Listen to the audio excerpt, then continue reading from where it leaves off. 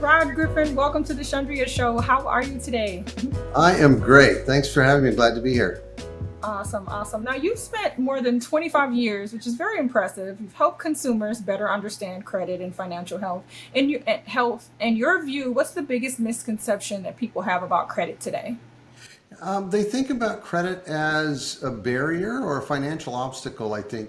And that's kind of the wrong mindset. You need to think about credit as a financial tool.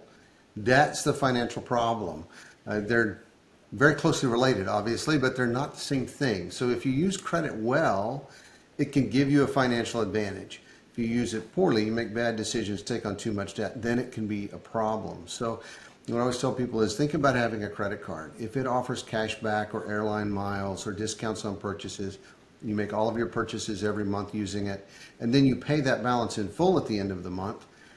You don't pay any interest, doesn't cost you any money, but you get potentially cash back. You've saved on your expenses during the month. You might have got airline miles that will help you take a trip, things that give you a financial advantage. And that's really what we want people to understand is if you're using credit well and understand what's in your credit history, it can work to your advantage.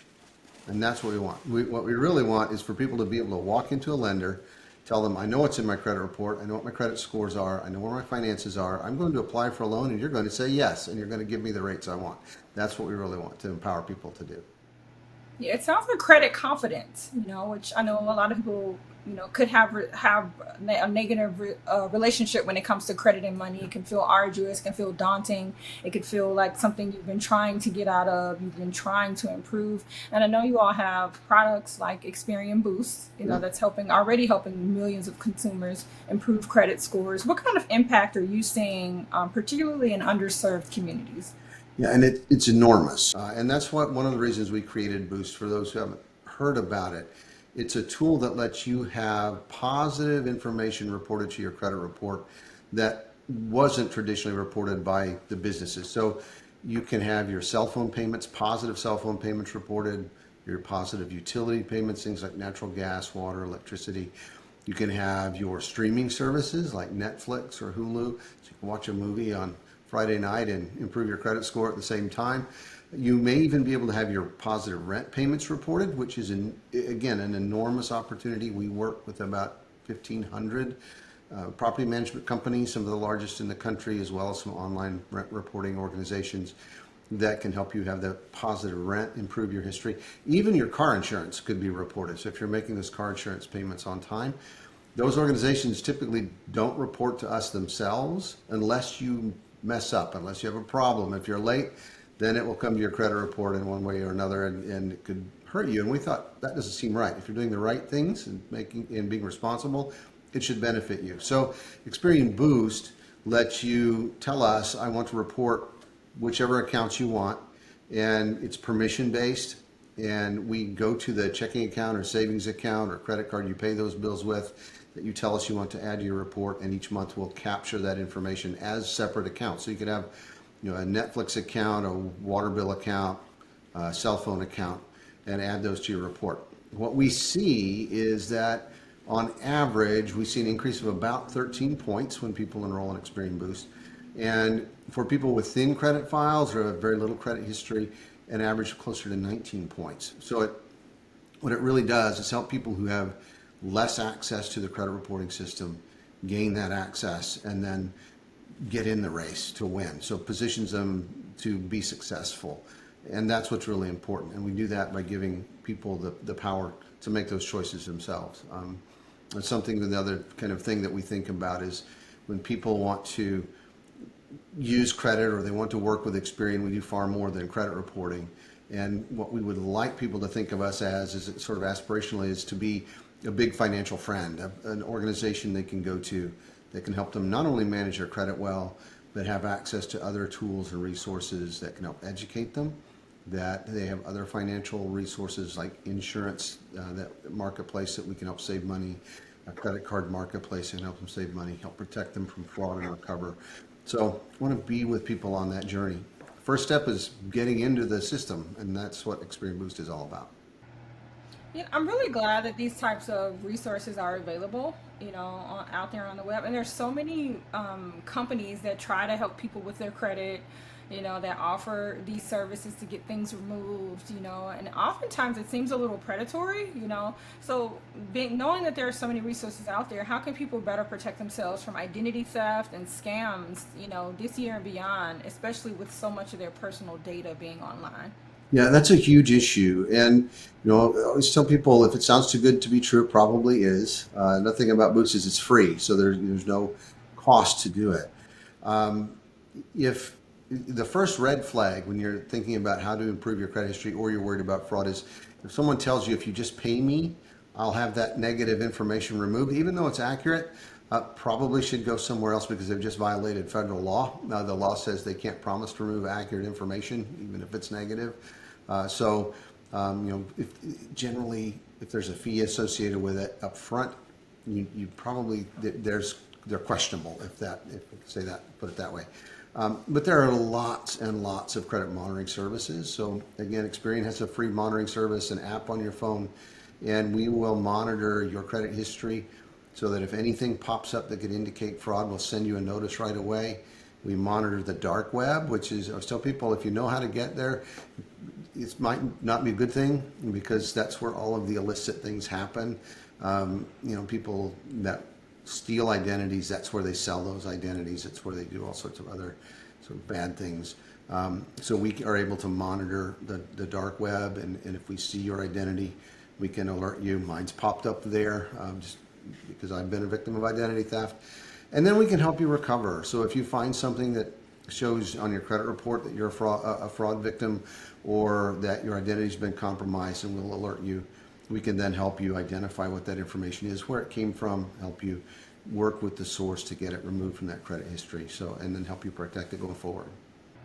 That's really great. So if anyone's watching that may feel overwhelmed by their debt or credit challenges, what lasting word can you leave to make someone feel better about that, and that there are steps that they can take to regain control and feel more confident in their financial future? Well, I think the first thing is to know you're not alone. I always tell people I'm very open with my history. I did the pay one credit card with another until I had to borrow money from my grandma. At one point, you never want to borrow from your grandma. My grandma would have been the best collector in the world. She could do grandma guilt like no one I've ever met. But you're not alone, and you can recover, and you can regain control of your finances. That's the first thing. It will take time. You need to own that information, so take control of it. Get your credit report. That will tell you what's in that history and where the debts are, so that you can start to take control of it. You can get a free report at annualcreditreport.com once a week if you want to get one there. 156 a year are free. You can get free reports once a month along with credit scores through Experian monitoring services, so we can give you more information about what you need to work on. And then we have education tools and resources that can help you start to recover. Experian Boost is an example of that. It can help you start putting that positive information in the report. And then I always tell people, if you're not sure, it can be very complicated. Ask for help. Don't be afraid. You shouldn't feel shame or embarrassment because, as I said, we've all been there. We've all had our struggles. And so there's an organization called the National Foundation for Credit Counseling, for example, nfcc.org, that have counselors who are trained who can help with your overall financial health around the country. Use Experian's resources. And be sure that if you're hearing something that sounds too good to be true, probably is, go to a trusted source, someone that has some oversight like Experian. We're very heavily regulated, so we have an obligation to share accurate information with you. So we hope you'll think of us as a trusted source, that BFF, big financial friend, as you go through your financial journey. I love that. Thank you, Rod. Now, I have a few lightning round questions for you Okay. before we wrap up today. And the first one is, what's one financial habit you personally swear by? It sounds crazy, but budget, and maybe not crazy. It's the old thing. It's budgeting. You need to know where your money is and where it's coming from, where it's going to. So you need to have a sense of what that is. It doesn't have to be complex, but that's something I do. My wife and I talk about money all the time. I guess that would be the second thing. If I had a top thing, don't be afraid to talk about money, especially with your significant other, your partner.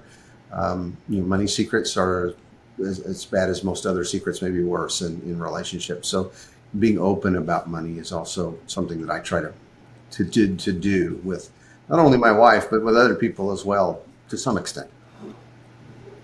Awesome. Then what's one thing you wish every 18-year-old understood about credit going into adulthood? Yeah.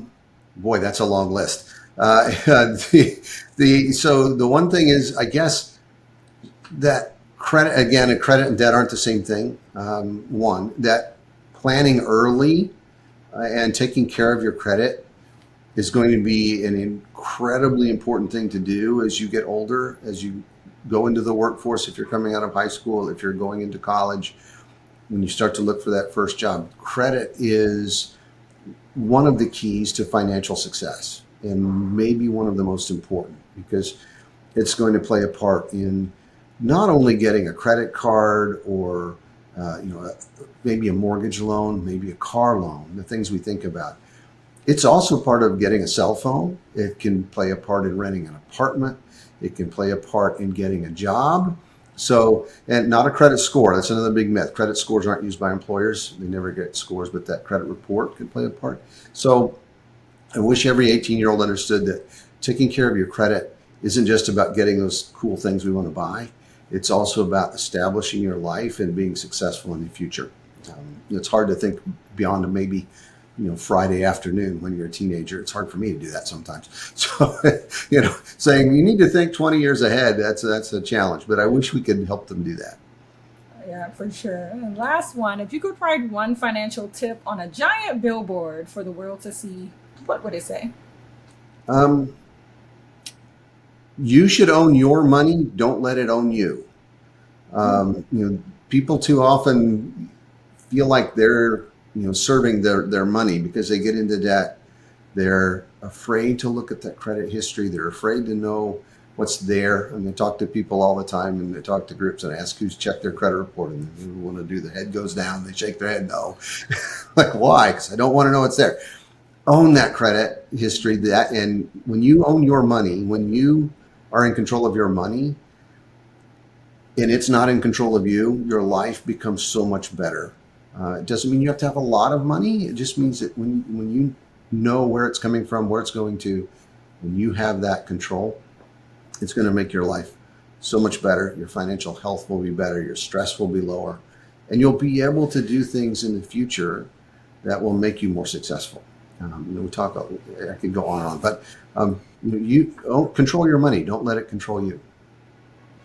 Awesome. Thank you so much, Rod Griffin, for being a guest on the Chundria Show today. You've given lots of great inspiration, and I hope will help people watching across the country just to be more confident in their finances, more confident in their credit, improve their credit and finances. I really appreciate it. Thank you so much. It's, and I always tell people, just know you're not alone. I think that's a huge thing too. People feel like they're by themselves in a journey that most of us have taken. So if we can help them through that journey, that's the best thing we can do.